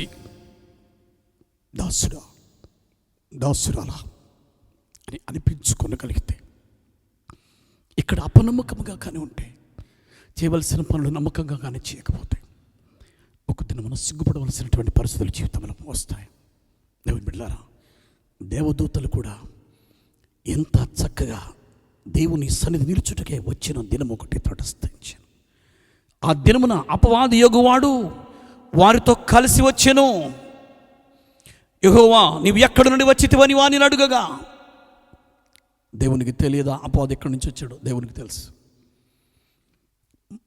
మానవుని యొక్క కాలగతులు, మానవుని యొక్క గమనము దేవునికి తెలుసు. అపవాది యొక్క స్థితిగతులు దేవునికి తెలుసు. ఎక్కడి నుండి బయలుదేరాడో తెలుసు, ఎక్కడికి వెళుతున్నాడో తెలుసు, ఏం చేయబోతున్నాడో తెలుసు. కానీ అతని దగ్గరను వచ్చే జవాబు కొరకు కనిపెడుతున్నాడండి దేవుడు. ఈ అపవాది అనేవాడు ఉన్నాడే, వరల్డ్ ట్రావెలర్ అండి, ప్రపంచమంతా తిరుగుతుంటాడు. వాడికి పాస్పోర్ట్ అక్కర్లేదు, వీసా అక్కర్లేదు, పర్మిషన్ అక్కర్లేదు, టికెట్ కొనుక్కో అక్కర్లేదు, సిగ్గు లేకుండా పిలవకుండానే బయలుదేరి వెళుతుంటాడు. అందరినీ పాడు చేయడానికి బయలుదేరి వస్తుంటాడు. ఇది అపవాది యొక్క పని. అందుకే ఆయన అడుగుతున్నాడు. వాడిచ్చిన జవాబు ఏంటో తెలుసా అండి? నేను భూమి మీద ఇటు అటు తిరుగులాడు సందులోని సంచరించుచూ వచ్చేదని. చాలా జాగ్రత్తగా ఆలకించాలి. భూమి మీద ఇటు అటు తిరుగులాడచ్చు, జాగ్రత్త. ఇది అపవాది యొక్క అనుభవం. ఇది నీవు లోకములో ఉండగా ఇటు అటు తిరిగే అనుభవం మన జీవితంలో ఉండడానికి వీల్లేదండి. ఇటు అటు ఉన్నది చూచారా, రెండు వైపులా కాదు, ఏక దృష్టి కలిగిన వారముగా ఉండాలి, ఒకే మనసు కలిగిన వారముగా ఉండాలి, ఒకే స్థితి కలిగిన వారముగా ఉండాలి, ఒకే ఆలోచన కలిగిన వారముగా ఉండాలి, ఒకే దారిలో ఒకే మార్గంలో ఒకే శ్రేష్టమైనటువంటి అనుభవాలు ఉండగలిగిన వారముగా ఉండాలి. ఇటు అటు ఉన్నది చూచారా, అది అపవాది యొక్క అనుభవం. ఇది అస్థిరుడు అపవాది. స్థిరుడు కాదు, స్థిరమైన మనసు కలిగిన వాడు కాదు, వాడి వలె కాదు మనం ఉండవలసి. అందుకే ఇటు అటు భూమి తిరుగులాడుచు సంచరించు వచ్చింది. ఏమండి భూమి మీద ఇక్కడ నా సేవకుడైన యోబు సంగతిని ఆలోచించితివా అని అడుగుతున్నారండి దేవుడు. మరలా రెండవసారి శ్రేష్టమైనటువంటి సాక్ష్యం. అతడు యథార్థవర్తనుడు, అతడు న్యాయవంతుడు, అతడు దేవుని యందు భయభక్తులు కలిగిన వాడు, అతడు చెడుతనమును విసర్జించిన వాడు. దేవుడు మరొకసారి ఇదే అధ్యాయంలో రెండవసారి అద్భుతమైనటువంటి సాక్ష్యం ఇస్తున్నాడండి యోబును గురించి. అక్కడ అపవాదికి మాటలు ఏమిటో తెలుసా? యోబు ఊరకయ్యే దేవుని యందు భయభక్తులు కలవాడాయన, ఆస్తి అంతస్తు ఐశ్వర్యం ఇచ్చినందుకు భక్తి కలిగిన వాడు అయ్యాడు. కానీ నువ్వు నిజంగా ఆస్తి అంతస్తు ఐశ్వర్యంగా తీసుకుని చూడు, భక్తిగా ఉంటాడేమో, ప్రార్థన చేస్తాడేమో, పరిశుద్ధతను కాపాడుకుంటాడేమో, నువ్వు అనుకున్నటువంటి అనుభవాలు ఆయన జీవితంలో ఉంటావేమో, ఒకసారి గమనించి చూడు. రైట్, నువ్వు అడిగావు కనుక నేను ఇప్పుడు ఆ పని ఇప్పుడు శోధించను, ఇప్పుడు పరీక్షించను, పరిశోధించను తప్పదు. నువ్వు అడిగావు కనుక వెంటనే అక్కడ అపవాది దేవుని యందు భయభక్తులు కలవాడాయన 10వ నీవు అతనికిని అతని ఇంటి వారికి అతనికి కలిగిన సమస్తమునకును చుట్టూ కంచె వేసితివి కదా. ఇక్కడ 3 శ్రేష్టమైనటువంటి అనుభవాలు, 3 రకములైనటువంటి పాఠములు మనకు నేర్పిస్తున్నదండి. ఒక చక్కని శ్రేష్టమైనటువంటి మూడు అనుభవాలు నేర్పిస్తుంది. 1 అతనికిని, 2 అతని ఇంటి వారికి, 3 అతనికి కలిగిన సమస్తమునకును చుట్టూ కంచె వేసితివి కదా. ఈ వాక్యము మనల్ని చాలా ప్రోత్సాహపరుస్తుంది. ఈ వాక్యం మనల్ని చాలా ఆదరిస్తుంది. ఈ వాక్యం మనల్ని చాలా ధైర్యపరుస్తుంది. ఎందుకు తెలుసా అండి? భయభక్తులు కలిగినటువంటి వారి యొక్క జీవితము లేక వ్యక్తులు ఎక్కడైతే ఉన్నారో వారి చుట్టూ దేవుడు తన గోడను కట్టగలిగిన వారు. ఆ గోడ కట్టినట్లుగా ఎవరికి కనపడదు, కానీ గోడ ఉంటుంది, ఆ కంచె ఉంటుంది. అతని కుటుంబమునకు ఖచ్చితంగా ఆయన కంచెని వేస్తాడు. అపవాది వాటిలోనికి రానియకుండా ఆయన చేయగలిగినటువంటి వాడు. కంచె కనపడుతుందంటే కనపడదు, కానీ ఎవరు దాటి రాలేరు. తన యొక్క డబ్బు చుట్టూ, ఆస్తి చుట్టూ, పొలము చుట్టూ, ఐశ్వర్యము చుట్టూ, తన ఇంటి చుట్టూ ఎక్కడ అపవాదికి ఏమాత్రము తావు లేకుండగా ఆయన 3 రకములైన గోడలు, 3 రకములైనటువంటి కంచె, 3 రకములైన హెడ్జెస్ ఆయన వేస్తున్నాడండి. ఈ దినాన్ని దైవ భక్తి కానీ కలిగినటువంటి కుటుంబములు ఎక్కడైనా కానీ ఉన్నట్లయితే ఈ దినాన్ని నీకు జ్ఞాపకం చేస్తున్నాను. దేవుని బిడ్డలారా, నీ చుట్టూ దేవుడు తన కంచెను వేస్తాడు. అపవాది నీ దగ్గరకు రాకుండగా ఆయన చేయగలిగి, నీ కుటుంబం దగ్గరకు రాకుండగా, నీ ఆస్తి అంత స్వైశ్వర్యం దగ్గరకు అపవాది రాకుండగా చేయగలిగినటువంటి దేవుడు అండి. యెహోవా ఆయనతో భయభక్తులు కలిగిన వారి చుట్టూ ఆయన దూత కావలి ఉండి వారిని రక్షించును అంటాడు. ఆయన సెక్యూరిటీ, ఎంత భద్రత ఆయన ఇస్తున్నారండి. అపవాది అడుగుతున్నాడండి. అపవాది దేవుని దగ్గరికి వెళ్ళి పర్మిషన్ అడుగుతున్నాడు. అతనిని అతన్ని అటాక్ చేయడానికి, అతని మీద దాడి చేయడానికి నువ్వు నాకు అవకాశం ఇస్తావా అంటే, ఒక అద్భుతమైన భయంకరమైనటువంటి శోధన, పరిశోధన ఎదుర్కొంటున్నాడండి యోబు. ఎందుకొరకంటే అపవాది అడుగుతుంది, ఓహో ఆస్తిని గురించి, ఆస్తి ఉన్నది కనుకనే ప్రార్థన చేస్తున్నాడు, కానీ నువ్వు ఆస్తిని కానీ తీసేస్తే ప్రార్థన కూడా చేయడు అని అనుకుంటుంది. రైట్, ఇప్పుడు తీసివేసి చూస్తాను. రాయ్ ఏమండి, ఒక్కొక్క హెడ్జ్ మీద, ఒక్కొక్క ఆయన కంచె మీద ఒకేసారి 3 కంచెల మీదకు వెళ్ళడానికి ఆయన అవకాశం ఇవ్వలేదు. సరే, నువ్వు వెళుతున్నావు గనుక నీకు అవకాశం ఇస్తున్నాను, అనుమతిస్తున్నాను. దేవుని అనుమతి లేకుండా అపవాది ముట్టడానికి వీల్లేదండి ఎవరిని కూడా. దేవునికి నీ అపవాదికి ఉన్నటువంటి తేడా ఏమిటి అంటే, ఆయన సర్వాంతర్యామి. అన్ని సమయములలో, అన్ని కాలములలో ఒకేసారి అమెరికాలో ఆయన ఒకసారి ఉండగలరు, ఇండియాలో ఉండగలరు, రష్యాలో ఉండగలరు, అన్ని స్థలములలో ఉండగలరు. అపవాది ఆ విధంగా ఉండలేదు. నో, అపవాదికి అటువంటి లేదు, యోగ్యత లేదు, అధికారం లేదు. కానీ అపవాది అడుగుతుంది, నీవు ఆస్తిని పాడు చేసినా యోబు భక్తి కలిగినటువంటి వాడు. ఒకవేళ అతని పిల్లలను పాడు చేసినా అతని భక్తిని అతను విడిచిపెట్టేటట్లుగా లేడు. అతని ఒకవేళ భార్యను శోధించినా ఏమండి అతడు విడిచిపెట్టడు. అతని దేహాన్ని ఒకవేళ పాడు చేసినా అతడు నన్ను విడిచిపెట్టడు. దేవుని బిడ్డలారా చూడండి, ఒక్కొక్క హెడ్జ్ దాటడానికి, ఒక్కొక్క కంచెను దాటడానికి పర్మిషన్ ఇస్తున్నాడు. అతని ఆస్తిని పాడు చేయి. ఇదిగో షబాయిలు వచ్చారు, పాడు చేసి వెళ్ళిపోయారు. లక్షలాది ఆస్తి ఒకేసారి జీరోకి వచ్చేసాడు. దేవుని ఎక్కడా తిట్టుకొనలేదండి, దేవుని ఎక్కడ అపనింద వేయలేదండి, దేవుని ఎక్కడ తోలునాడలేదండి. మాటలో కూడా అతడు ఏమండి ఎక్కడ కూడా దేవుని వేరే మాట మాట్లాడలేదండి. రెండవ కంచెను ఏమండి దాటడానికి అనుమతి ఇచ్చాడండి దేవుడు. అతని శరీరం మీద కురుపులు వచ్చేటట్లుగా ఒకవేళ చెయ్యి, ఇదిగో అతని ప్రాణం మీదకి వెళ్ళడానికి మాత్రం నీకు అధికారం ఇవ్వడం లేదు. దేవుని బిడ్డలారా, ఈ దినాన్ని మీకు జ్ఞాపకం చేస్తున్నాను. నీ ప్రాణం మీదకి రావడానికి ఆయన ఆ శ్రేష్టమైనటువంటి కంచెను దాటి రావడానికి దేవుడు అనుమతిని ఇవ్వడండి. ఆ బార్ గేట్స్ దాటి రావడానికి అనుమతి ఇవ్వట్లేదండి ఆయన. నీ ప్రాణము దేవుని సన్నిధానంలో భద్రపరచబడి ఉన్నది. నీ జీవము క్రీస్తు నందు దాచబడి ఉన్నది. రక్షింపబడినటువంటి బిడ్డలైతే, దైవభక్తి కలిగినటువంటి వారైతే, దేవుని మీద ఆధారపడినటువంటి వారైతే, పరిశుద్ధతను కాపాడుకున్నటువంటి వారైతే నువ్వేం భయపడక్కర్లా. ఆస్తిని పాడు చేశాడు అపవాది, శరీరాన్ని పాడు చేశాడు, భార్య మీద దాడి చేయడాలని అనుకున్నాడు, పిల్లల మీద దాడి చేశాడు, పిల్లలందరూ వెళ్ళిపోయారు, చనిపోయారు. కానీ ఈ భక్తి ఆస్తితో వచ్చింది కాదండి, ఒరిజినల్గా వచ్చినటువంటి భక్తి. అందుకే అవన్నీ పోయినప్పటికీ కూడా దేవుని మీద పరిపూర్ణముగా ఆధారపడి నేర్చుకున్నటువంటి వాడండి. ఎంత చక్కని శ్రేష్టమైనటువంటి నేను ఈ దినాన్ని జ్ఞాపకం చేస్తున్నాను. మనల్ని ఈ వాక్యం ప్రోత్సహిస్తుందండి. దైవ భక్తి కలిగినటువంటి వారి యొక్క తన నీ చుట్టూ ఆయన కంచెను వేస్తున్నాడు, నీ యొక్క కుటుంబం చుట్టూ ఆయన కంచెను వేస్తున్నారు, నీ ఆస్తి చుట్టూ ఆయన కంచెను వేస్తున్నారు. నీ దగ్గరకు రాకుండా ఆయన ఎలాగో ఏ విధంగా భద్రం చేస్తారో తెలియదండి.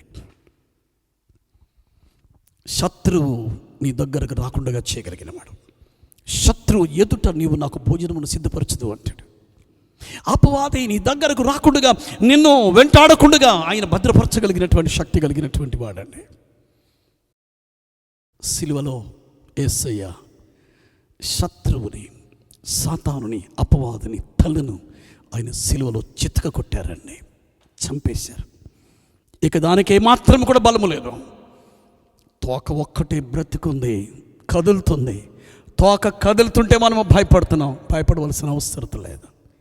సిలువలో శత్రువు యొక్క, సాతాను యొక్క, అపవాది యొక్క తలకును ఆయన చితక కొట్టేశారండి. ఇక అందుకే మరణము యొక్క భయము లేకుండా చేశాడండి దేవుడు. ఇక నువ్వు భయపడవలసిన అవసరం లేదు. ఏది కూడా నేనేమి చేయ, బార్ గేట్స్ దాటి రాగలిగినటువంటి అధికారం లోకంలో ఇంకా దేనికి లేదు అని నేను ఈ సమయంలో మీకు జ్ఞాపకం చేస్తున్నానండి. ఆవేళ కంచెను వేశారు. కంచెను దాటి రాగలిగినటువంటి ధైర్యం లేదండి. ఒకవేళ వచ్చిన జాగ్రత్త సుమా, ప్రాణం మీదకు మాత్రం వెళ్ళడానికి నీకు అధికారం లేదు. ప్రాణం తీయడానికి, నీ ప్రాణం తీయలేదు, నా ప్రాణం తీయలేదు. నీ దగ్గరకు వచ్చి ఒకవాడు నిలబడుతుందేమో, కానీ వైరస్ నీ ప్రాణమును మాత్రం తీయలేదు. దేవునికి మహిమ కలుగునుగాక. దేవుని బిడ్డలారా, కంచెను దాటకుండగా జాగ్రత్త సుమా.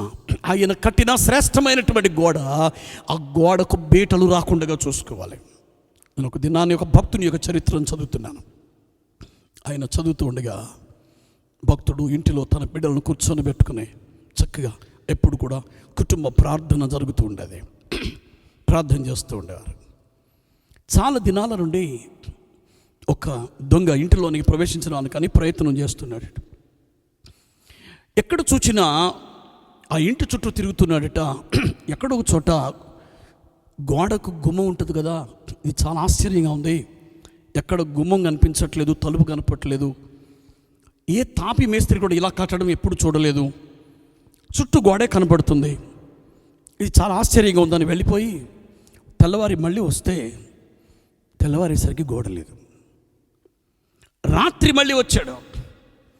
మళ్ళీ వస్తే గోడ చుట్టూ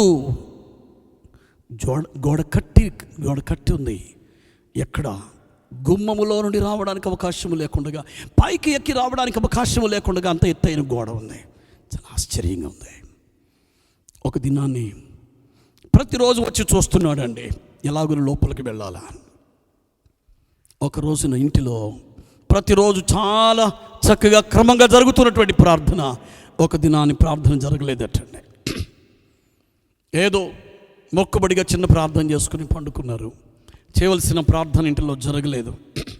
ఆ రాత్రి వేళ ఎప్పుడు వచ్చినట్లుగానే దొంగ వస్తే గోడకు చిన్న బీట ఉందటండి. బీటలో నుండి చూస్తున్నాడటండి. ఆశ్చర్యం కలిగింది. ఆ బీటను త్రవ్వడం మొదలుపెట్టాడు. అసలు గోడే లేదు అని అనుకుంటే గోడ ఎక్కడి నుంచి వచ్చిందో రాత్రి వేళ గోడను త్రవ్వుకొని లోపలకు వచ్చి అతడు దొంగతనం చేయలేదు. ఉన్నవారిని లేపి అడుగుతున్నాడట. నాకు ఆశ్చర్యంగా ఉంది. ప్రతిరోజు రాత్రి సమయంలో మీ ఇంటి చుట్టూ గోడ కట్టి ఉంటుంది. పగటి కాలంలో గోడ కనిపించడం లేదు. నేను నిజంగా దొంగని, కానీ నేను ఈ దినాన్ని దొంగతనం చేయడానికి రాలేదు, నేను అడగడానికని వచ్చాను. ఏం జరిగిందో నాకు అర్థం కాలేదు. ఈవేళ నాకు బీట కనపడింది. ఎందుకు ఆ బీటల్లో నుంచి నేను దాన్ని తలుచుకుని జాగ్రత్తగా నేను లోపలికి వచ్చి అడగడానికని వచ్చాను. వెంటనే యజమాని లేచి ఏడుస్తూ బాధపడుతున్నాడు. కూర్చుండబెట్టి మాట్లాడుతున్నాడు. ప్రతిరోజు జరుగుతున్నటువంటి ప్రార్థన ఈరోజు సరిగా ప్రార్థన చేసుకోలేకపోయాను. ఓహో, అందుకన్నమాట ఆ గోడలో బీట కనపడింది నీకు. ఎవరు అసలు ఆ దేవుడు ఎవరు, ఆ గోడ కట్టింది ఎవరు, ఆయన తెలుసుకున్నటువంటి వాడండి ఆ దినము నా దొంగ. దేవుని బిడ్డలారా, జాగ్రత్త. నేను ఈ దినాన్ని జ్ఞాపకం చేస్తున్నాను. నీ ఇంటిలో ఎప్పుడు ప్రార్థన లోపము కలిగిన, ఇంటిలో ఎప్పుడు దేవుని వాక్య పఠన లోపము కలిగిన, ఎప్పుడు భక్తి జీవితంలో లోపము కలిగిన, జాగ్రత్త. నీ ఇంటి చుట్టూ కట్టబడినటువంటి గోడ, నీ ఇంటి చుట్టూ కట్టబడినటువంటి కంచెకు జాగ్రత్త సుమా. బీటలు వచ్చినట్లుగా ఉండకూడదు. అపవాది ప్రవేశించకుండా ఉండేటట్లుగా జాగ్రత్త కలిగి ఉండ. అపవాది చూడడానికి అవకాశమే వద్దాం. దొంగ రావడానికి అవకాశం ఇవ్వద్దాం. అపవాదికి చోటు ఇవ్వద్దాం.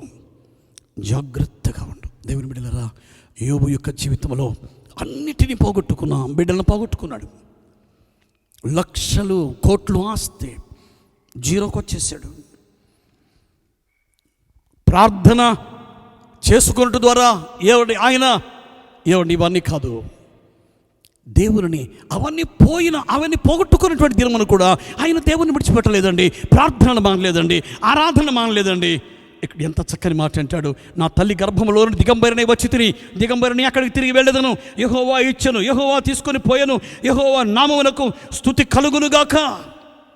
ఆ పై వచనాలలో 20వ వచనం అంటాడు, యోబు లేచి తన పై వస్త్రమును చింపుకొని తల వెంట్రుకలు గొరిగించుకొని నేల మీద సాష్టాంగపడి నమస్కారము చేసి ఇట్లా నేను హీ వర్షిప్డ్. ఆ టైంలో, ఆ సమయంలో కూడా దేవుని ఆరాధన చేస్తున్నాడు. యోబు తనకున్న సమస్తమును ఇవ్వగలిగినటువంటి వాడండి. ఆరాధకుడండి, ఆరాధించేవాడండి. యోబు యొక్క జీవితంలో మనం జ్ఞాపకం, హిస్ వర్షిప్పర్. చక్కని శ్రేష్టమైనటువంటి ఆరాధన చేయవాడు, ప్రార్థించువాడు, తగ్గించుకునేటువంటి వాడు, దేవుని మీద ఆధారపడినటువంటి వాడు, దేవుని వైపునకు చూచినటువంటి వాడు, ఎక్కడ ఏ విషయంలో సిగ్గుపడినటువంటి వాడు కాదు. అందుకే దేవునితో ఇంకా దగ్గర అవ్వడానికి, దేవునితో సహవాసం కలిగి ఉండడానికి, ఇంటరాక్ట్ అవ్వడానికి దేవునితో ఇంకా దగ్గర అవుతున్నాడండి. ఆ కఠినమైన ప్రతి శ్రమ దేవునికి దగ్గరగా ఉండేటట్లుగా చేస్తుంది.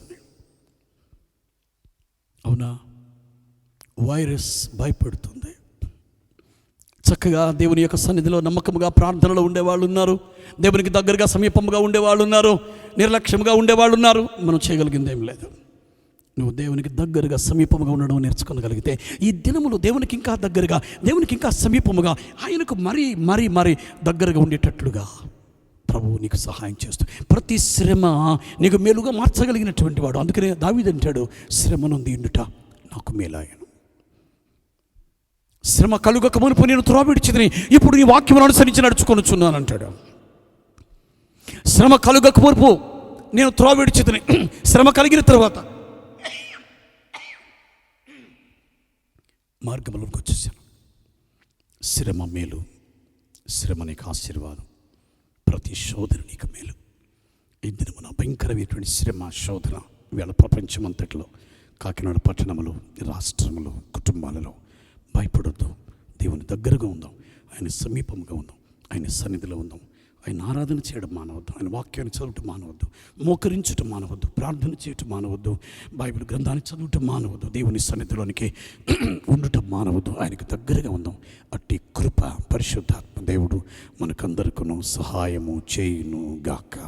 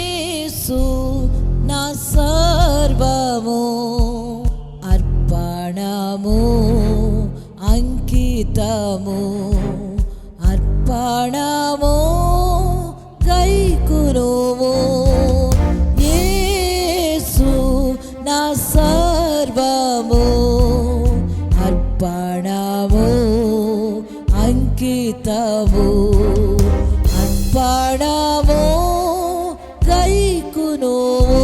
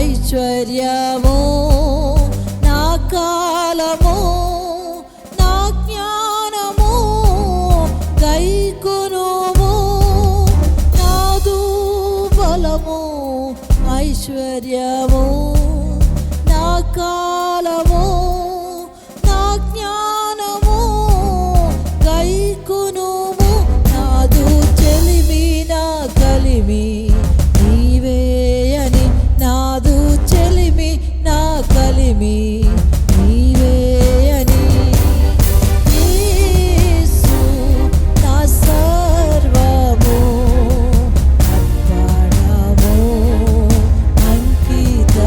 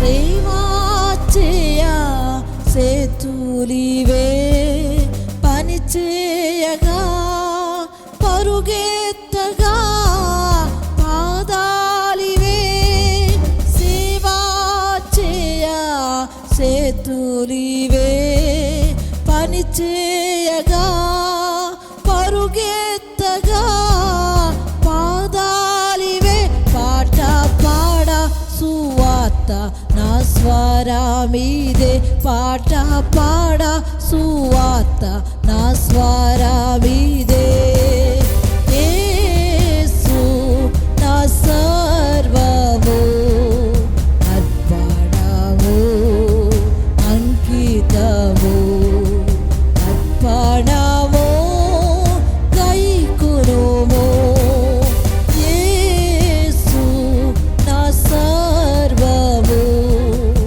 అర్పణము అంకితము అర్పణము కైకొనుము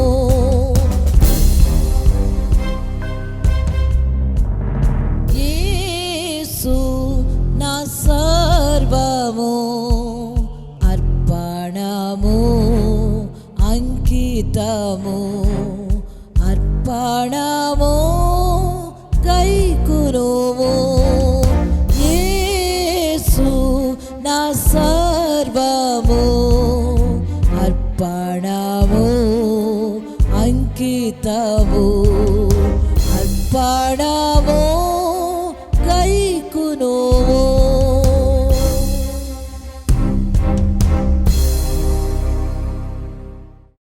ప్రార్థన ఆశీర్వాదములతో ముగించుకుందాం. మహాఘనుడు మహోన్నతుడు అయిన మా దేవ, మీ పరిశుద్ధ పాదములకు వందనములు స్తోత్రాలు చెల్లిస్తున్నాను తండ్రి. ఈ శ్రేష్టమైన మంచి సమయాన్ని బట్టి మిమ్మల్ని స్తుతిస్తున్నాం. పాడబడిన పాటలు, బలమైన ఆరాధన, మీ విలువైన వాక్యం మందరి గుండెలలో ఫలింపచేయమని మీ సన్నిధిని ప్రార్థిస్తున్నాను తండ్రి. శ్రేష్టమైన దైవభక్తి కలిగిన వారినిగా మమ్మల్ని మీరు చేయమని అడుగుతున్నాను. భక్తి కలిగినటువంటి వ్యక్తి కొరకు, కుటుంబం కొరకు మీరు వెతుకుతూ వస్తున్నారు ఈ రోజు వరకు. అటువంటి భక్తి కలిగినటువంటి వ్యక్తులుగా, కుటుంబములుగా, తండ్రులుగా మమ్మల్ని మీరు చేయమని మీ సన్నిధిని ప్రత్యేకంగా ప్రార్థన చేస్తున్నాను తండ్రి. మేము నీ కొరకు మాదిరిగా ఉండగలుగుటకు సహాయం చేయమని అడుగుతున్నాను తండ్రి. మేమే పరలోకమునకు మరొకసారిగా తండ్రి ప్రతిబింబాలుగా మేము ఉండగలుగుటకు, మా కుటుంబంలో ఉండడానికి సహాయం చేయమని, మా సంఘము ఉండుటకు సహాయం చేయమని మీ సన్నిధిని ప్రార్థన చేస్తున్నాను తండ్రి. మా ప్రభువ, భక్తి కలిగినటువంటి వారి యొక్క వ్యక్తుల చుట్టూ, కుటుంబం చుట్టూ, ఆస్తి చుట్టూ మీరు కంచెను వేస్తూ అపవాదికి అవకాశం లేకుండా, ప్రాణముల మీదకి వెళ్లకుండా మీరు భద్రపరుస్తున్న విధానమును బట్టి మీకు వందనాలు చెల్లిస్తున్నాను తండ్రి. అపవాది ప్రత్యేకంగా మాట అనిన కారణము చేత నీవు దీవించుచుండుట చేత యోబును అందుకే ప్రార్థన చేస్తున్నాడని అనుకుంది. అందుకొరకే ఆయనను పరిశోధన చేయవలసిన పరిస్థితి వచ్చింది. ఆయన్ని పరిశోధించిన, పరీక్షించిన, పరిశోధనలో పరీక్షలో నిలబడ్డారు. అనేక మందికి ఈ దినాన్ని ఆశీర్వాదకరముగా, మాదిరికరముగా ఉన్నారు. అనేక మందిని ధైర్యపరుస్తున్నారు తండ్రి. యోబు నిలబడి ఈ దినాన్ని ఆ శ్రేష్టమైనటువంటి వాక్యము ద్వారా మమ్మల్ని స్థిరపరిచి, బలపరిచి మేము ఇంకా శ్రేష్టమైనటువంటి అనుభవంలోనికి, మీకు దగ్గరగా, మీకు సమీపం ఉండడానికి సహాయం చేయండి. కాకినాడ పట్టణాన్ని, మా ప్రాంతములను మీ చేతులకు అప్పగిస్తున్నాను. వైరస్ యొక్క ప్రభావము ఏ మాత్రమో, ఏ కుటుంబముల మీద, బిడ్డల మీద ప్రభావితం కాకుండా ప్రతి ఒక్క తల్లిని, తండ్రిని, అన్న, తమ్ముడు, అక్క, చెల్లి అందరినీ భద్రం చేయండి. ఎవరి ప్రాణముల మీదకి వెళ్ళకుండా మీరే తన్ని దాడి చేయకుండా అపవాది నిలుపు చేయమని మీ సన్నిధిని ప్రార్థిస్తున్నాను. మరలా మేము బహిరంగంగా ఆరాధన చేయడానికి మీ సహాయం దయచేయం. ప్రతి బిడ్డను కూడా మీ హస్తములకు అప్పగిస్తున్నాను తండ్రి. మేలు చేయండి, మహిమ ఈ పనిలో, పరిచర్యలో మమ్ములను మా బిడ్డలను నాకు ఇచ్చిన సంఘ బిడ్డలను మీ చేతులకు అప్పగిస్తున్నాం. ఎవరెవరు ఏ విధమైన కొరతలు ఉన్నారో వారి కొరతలన్నిటినీ తీర్చండి. ఆహారలేమి, వస్త్రలేమి, నీడలేమి, ఎవరికి ఏది కలిగి ఉన్నా మీరు ఆ కొరతను తీర్చి సమృద్ధిని దాయిచే మేమందరం కలిసి ఆరాధించగలిగిన ధన్యతను మరొకసారి దాయిచే మా ప్రాంతములను మీ హస్తములకు అప్పగిస్తున్నాను. మహిమ, ఘనత, ప్రభావములు మీకే ఆరోపిస్తూ ఉన్నాను. క్రీస్తు పేరట అడుగుచున్నాను తండ్రి, ఆమేన్. మన తండ్రి అయిన దేవుని ప్రేమయు, కుమారుడైన యేసుక్రీస్తు కృపయు, పరిశుద్ధాత్మ యొక్క అన్యోన్య సహవాసం మనందరికీ ఎల్లప్పుడూ తోడయుండి నడిపించును గాక. ఆమేన్. అందరికీ వందనాలు. దేవునికి స్తోత్రం. దేవుడు మిమ్మల్ని అందరినీ ఆశీర్వదించును గాక. దేవుని బిడ్డలారా, దయచేసి బయట పరిస్థితులు సరిగా లేవు కనుక ఎవరు బయటకు వెళ్ళొద్దు. ఇళ్లలోనే ఉండి జాగ్రత్తగా దేవుని వాక్యమును చదువుతూ ప్రార్థన చేసుకుంటూ దేవునితో ఎక్కువ సహవాసమును కలిగి ఉండాలని ప్రభు పేరట కోరుతున్నాను. దేవుడు మిమ్మల్ని దీవించును గాక. ఆమేన్.